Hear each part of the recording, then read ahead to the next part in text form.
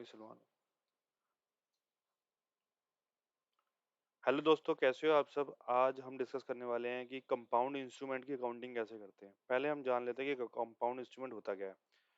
Compound instrument एक तरीके का बॉन्ड हो गया जिसमें इक्विटी और डेट कंपोनेंट दोनों एग्जिस्ट करेंगे। जैसे कोई कन्वर्टेबल डेट डेट है, वो आगे 5 साल बाद कन्वर्ट हो रहा है इक्विटी शेयर्स में, तो वो कंपाउंड इंस्ट्रूमेंट है। तो हमें इसकी अकाउंटिंग करनी है। इसकी अकाउंटिंग, इसमें लायबिलिटी कंपोनेंट को अलग निकालना है और इक्विटी कंपोनेंट को हमने अलग निकालना है और उसको सेपरेटली अकाउंट करना है। कंपाउंड इंस्ट्रूमेंट्स आईएफआरएस 9 में डिस्क्राइब्ड है। ठीक है, तो इसका फॉर्मूला क्या है कि जो वैल्यू ऑफ द इंस्ट्रूमेंट होगी उसमें से हम पहले फेयर वैल्यू ऑफ लायबिलिटी निकाल लेंगे। जो रिमेनिंग वैल्यू होगी वो इक्विटी कंपोनेंट हो जाएगा। तो हम इसको उसी हिसाब से अकाउंटिंग कर लेंगे। ठीक है। अच्छा, इसमें एक मेजर ट्रिक ये है कि जो अगर कंपाउंड इंस्ट्रूमेंट अगर fix number of equity share में कन्वर्ट हो रहा होगा तो ही हम ये अकाउंटिंग करेंगे। अगर ये वेरिएबल नंबर ऑफ शेयर्स पे कन्वर्ट हो रहा होगा और जो and that is linked with the market index, market के बेस पे डिपेंड करेगा कि जब वो रिडम्पशन के टाइम पे क्या शेयर प्राइस चल रहा है और उसके हिसाब से ही variable number of shares issue करे जाएंगे। तो यहाँ पर फिर ये derivative, embedded derivative component exist करेगा। तो हम यहाँ पे क्या करेंगे, वैल्यू ऑफ द इंस्ट्रूमेंट में से fair value of liability minus करेंगे और जो बची हुई लायबिलिटी होगी वो होस्ट लायबिलिटी कंसिडर करी जाएगी और होस्ट लायबिलिटी को रिकॉग्नाइज किया जाएगा।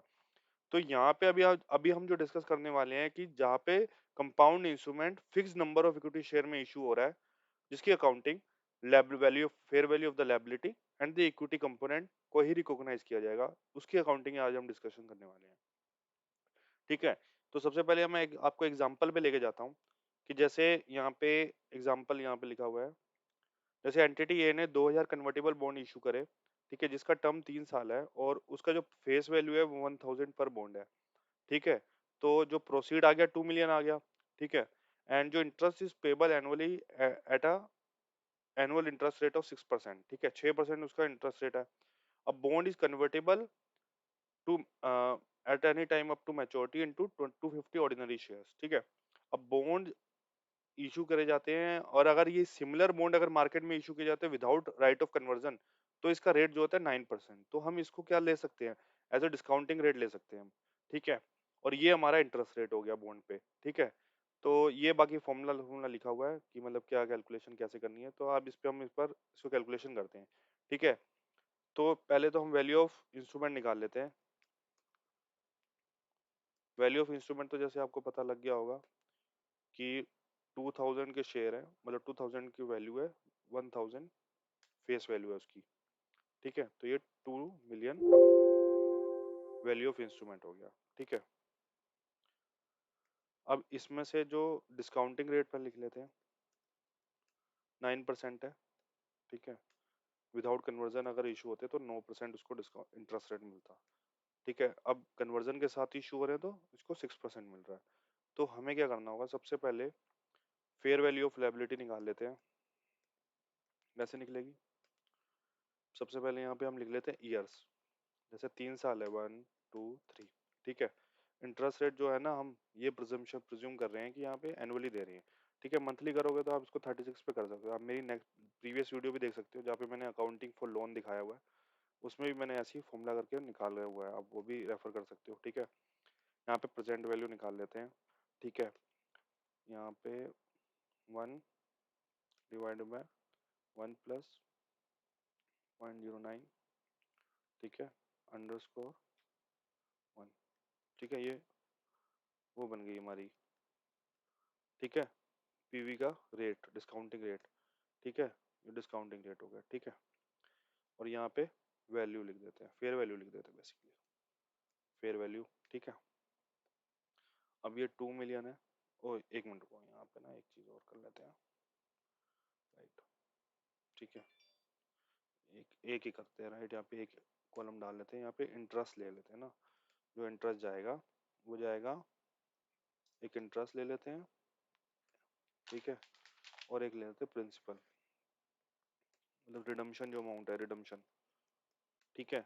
यहाँ पे जो इंटरेस्ट जाएगा वो 2 मिलियन पे जाएगा इंटू 6%। ठीक है। ठीक है, ये एक 20 हो गया। इसको एब्सोल्यूट कर लेते हैं। ठीक है, तीनों साल ही हो गया। और थर्ड ईयर में ही रिडम्पशन भी जाएगा। रिडम्पशन भी जाएगा, यहाँ पे ही कर लेते हैं रिडम्पशन। रिडम्पशन कितना हो गया? रिडम्पशन जाएगा 2 मिलियन। ठीक है, तो ये रेट हो गया। अब दिस प्लस दिस, इसकी, ठीक है, मल्टीप्लाई में, ठीक है, ये हो गया। ठीक है, इसको आप टोटल करो, ये हो गया फेयर वैल्यू ऑफ लायबिलिटी।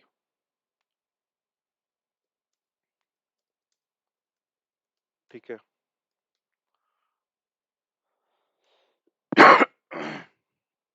ये फेयर वैल्यू ऑफ लायबिलिटी हो गई। ठीक है, और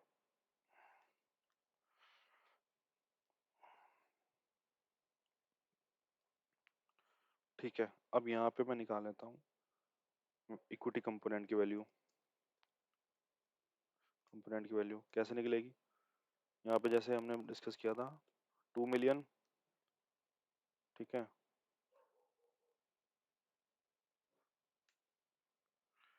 2 मिलियन माइनस 1.8 मिलियन, ये हो गया 151K। ठीक है, इक्विटी कंपोनेंट। ठीक है, ये लायबिलिटी कंपोनेंट हो गया, ये इक्विटी कंपोनेंट हो गया, ये इंस्ट्रूमेंट की वैल्यू हो गई। ठीक है, अब यहाँ पे इसकी अकाउंटिंग कर लेते हैं कि क्या है जनरल एंट्री पास होगी बुक्स में। इनिशियल रिकग्निशन क्या होगा? क्या होगा, सबसे पहले हमारे पास पैसा आ गया होगा जब हमने, जैसे हमने डिबेंचर इशू करे होंगे, पैसा आ गया होगा तो हमने बैंक अकाउंट क्या कर दिया होगा? डेबिट कर दिया होगा। कितने से? 2 मिलियन से। ठीक है, साथ में क्या क्रेडिट कर दिया होगा? फाइनेंशियल, ये क्या नाम है, फाइनेंशियल एबिलिटी, लायबिलिटी क्रेडिट कर दी होगी। ठीक है, ये हम लायबिलिटी कर दी होगी इससे। ठीक है, और इक्विटी, इक्विटी कर दी होगी क्रेडिट। ठीक है, तो ये हो गया 151। ठीक है, ये पहले साल की एंट्री होगी, मतलब इनिशियल। सेकंड ईयर की एंट्री जो हमें इंटरेस्ट भी देना होगा फर्स्ट ईयर में ही है, मतलब ये पहली एंट्री होगी, डेट ऑफ, ये इंटरेस्ट की एंट्री होगी। इंटरेस्ट एक्सपेंस डेबिट, यहाँ पे इंटरेस्ट कितना डेबिट आएगा? ये आएगा 11, ये आएगा ना इंटरेस्ट डेबिट।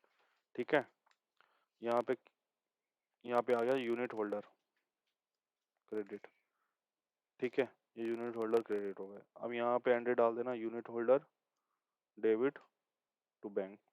ठीक है, ये एंट्री दोबारा हो जाएगी। ठीक है, ठीक है, ये एंट्री होगी थर्ड। ठीक है, एक ही साल की एंट्री है। ठीक है, ये सारी की सारी। ठीक है गाइज, अगर आपको मेरे को मेरी वीडियो अच्छी लगी तो please do like comment and subscribe. ठीक है, मैं ऐसे ही और नए नए इंडियाज पे आपके लिए वीडियोस लेके आता रहूँगा जो इंडस्ट्री में यूज़ होते हैं, प्रैक्टिकल एग्जांपल। ठीक है, ठीक है, और भी मैं इस पे नई नई वीडियोस लेके आता रहूँगा। ठीक है गाइज, अगर आपको मेरी वीडियो अच्छी लगी तो कमेंट जरूर करना यार, please do like comment and subscribe. Thank you so much, thank you.